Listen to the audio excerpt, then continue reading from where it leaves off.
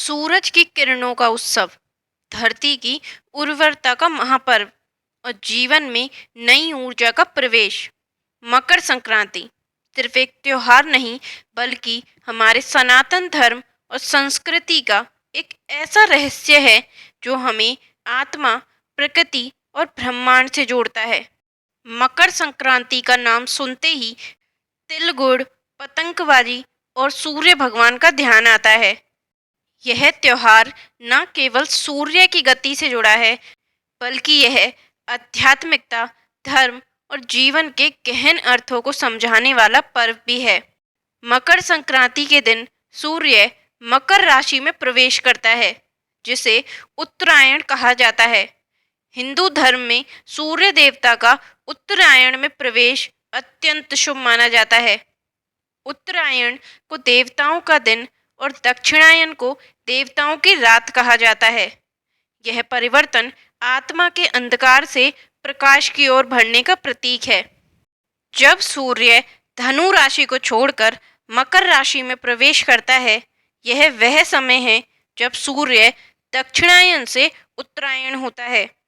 जब सूर्य उत्तर दिशा की ओर बढ़ता है और दिन 5 साल के अंतराल पर अधिक समय तक चलता है।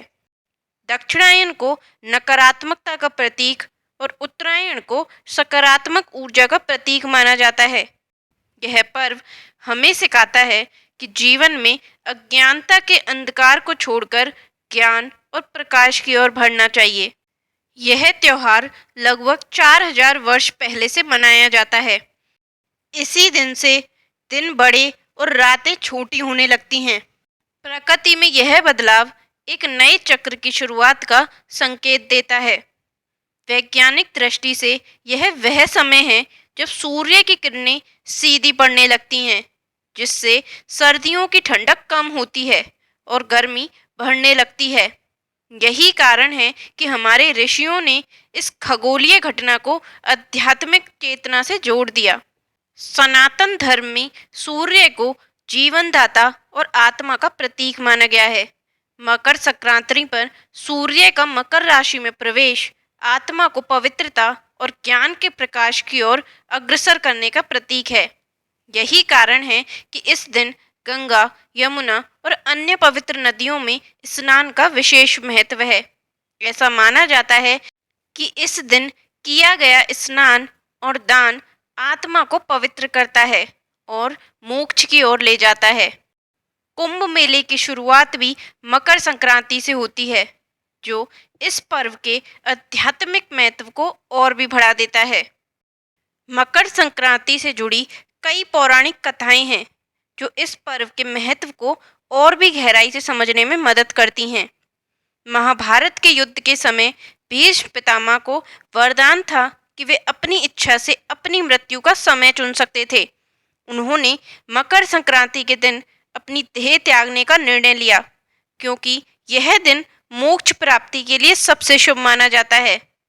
इस दिन देह त्यागने से आत्मा सीधे स्वर्गलोक को जाती है। भीष्म पितामह की यह कथा हमें सिखाती है कि मकर संक्रांति का दिन आध्यात्मिक उन्नति और मोक्ष का द्वार खोलता है।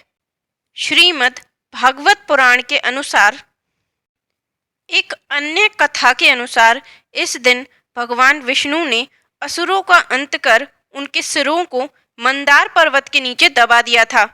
यह घटना बुराई पर अच्छाई की जीत का प्रतीक है। मकर संक्रांति हमें सिखाती है कि हमें अपने भीतर की बुराइयों को समाप्त कर जीवन में सत्य और धर्म को अपनाना चाहिए।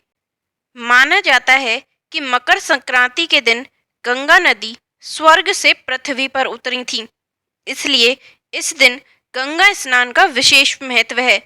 गंगा स्नान आत्मा को पवित्र करता है और पापों का नाश करता है। यह कथा बताती है कि आत्मा की शुद्धि के लिए तप, त्याग और साधना का मार्ग अपनाना चाहिए। सूर्य के उत्तरायण होने का अर्थ है अंधकार से प्रकाश की ओर बढ़ना। यह हमारे जीवन का मूल उद्देश्य है। अज्ञान, मोह और अहंकार के अंधकार से बाहर निकलकर हमें ज्ञान, प्रेम और करुणा के प्रकाश में प्रवेश करना चाहिए।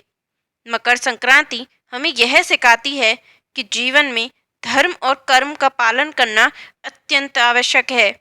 अच्छे कर्म और सत्य का मार्ग हमें आत्मा की उन्नति की ओर ले जाता है। इस दिन तिल गुड़ खाने और बांटने की परंपरा है। यह परंपरा हमें सिखाती है कि हमें जीवन में मिठास और सहयोग बांटना चाहिए। दान करने से न केवल दूसरों की सहायता होती है, बल्कि हमारे अंदर भी सकारात्मक ऊर्जा का संचार होता है। सूर्य का मकर राशि में प्रवेश परिवर्तन का प्रतीक है। यह हमें सिखाता है कि जीवन में परिवर्तन को स्वीकार करना चाहिए और उसे सकारात्मक रूप से अपनाना चाहिए। योग और ध्यान में सूर्य को प्राण ऊर्जा का स्रोत माना गया है। यही कारण है कि इस दिन ध्यान और सूर्य नमस्कार का विशेष महत्व है। शास्त्रों के अनुसार मकर संक्रांति पर किया गया दान 100 गुना फल देता है। तिल, गुड़, कंबल, अन्न और वस्त्रों का दान करना आत्मा को शुद्ध करता है और पुण्य प्रदान करता है। यह पर्व हमें सिखाता है कि जीवन में परोपकार का कितना महत्व है। इस दिन गंगा, यमुना या किसी पवित्र नदी में स्नान करना शुभ माना जाता है। यह स्नान पापों का नाश करता है और आत्मा को शुद्ध करता है। सूर्य देव को अर्घ देना और उनकी पूजा करना इस दिन का मुख्य अनुष्ठान है। सूर्य को जल चढ़ाने से जीवन में ऊर्जा, स्वास्थ्य और समृद्धि का संचार होता है। मकर संक्रांति के दिन दान करने से पुण्य की प्राप्ति होती है और मनुष्य के अंदर दया और करुणा का विकास होता है। मकर संक्रांति पूरे भारत में अलग अलग नामों और परंपराओं के साथ मनाई जाती है। हर क्षेत्र में इसके आध्यात्मिक और सांस्कृतिक महत्व का अलग अलग रूप देखने को मिलता है। पहला, पोंगल, तमिलनाडु। तमिलनाडु में मकर संक्रांति को पोंगल के रूप में मनाया जाता है। यह त्योहार धन्यवाद देने का प्रतीक है। किसान अपनी फसलों के लिए सूर्य देव और प्रकृति का आभार प्रकट करते हैं। दूसरा, लोहड़ी। पंजाब में मकर संक्रांति से एक दिन पहले लोहड़ी मनाई जाती है। यह त्योहार फसल की कटाई और नई ऊर्जा का प्रतीक है। तीसरा, माघ बिहू, असम। असम में इसे माघ बिहू के नाम से जाना जाता है। यह पर्व प्रकृति के साथ सामंजस्य और आभार प्रकट करने का समय है। चौथा, उत्तरायण, गुजरात। गुजरात में मकर संक्रांति को उत्तरायण कहा जाता है। पतंग उड़ाने की परंपरा इस पर्व का मुख्य आकर्षण है। यह पर्व हमें सिखाता है कि ऊंचाई पर पहुंचने के लिए धैर्य और मेहनत की आवश्यकता होती है। हर परंपरा में एक बात समान है, प्रकृति के प्रति आभार और आध्यात्मिकता का संदेश। मकर संक्रांति न केवल धार्मिक बल्कि वैज्ञानिक दृष्टिकोण से भी अत्यंत महत्वपूर्ण है। इस दिन सूर्य दक्षिणायन से उत्तरायण में प्रवेश करता है, जिससे दिन बड़े और रातें छोटी होने लगती हैं। यह प्राकृतिक परिवर्तन, ऊर्जा और सकारात्मकता का प्रतीक है। ज्योतिषीय दृष्टि से सूर्य का मकर राशि में प्रवेश जीवन में नए अवसरों और सकारात्मक बदलावों का संकेत है। यह समय नए कार्यों की शुरुआत के लिए अत्यंत शुभ माना जाता है। आज के युग में मकर संक्रांति का महत्व केवल धार्मिक सीमाओं तक सीमित नहीं है। यह पर्व हमें अपने जीवन में सकारात्मकता, दया और सहयोग का महत्व समझने में मदद करता है। मकर संक्रांति के दिन पतंगबाजी के दौरान हमें पक्षियों और पर्यावरण का ध्यान रखना चाहिए। यह पर्व हमें प्रकृति के साथ सामंजस्य स्थापित करने की प्रेरणा देता है।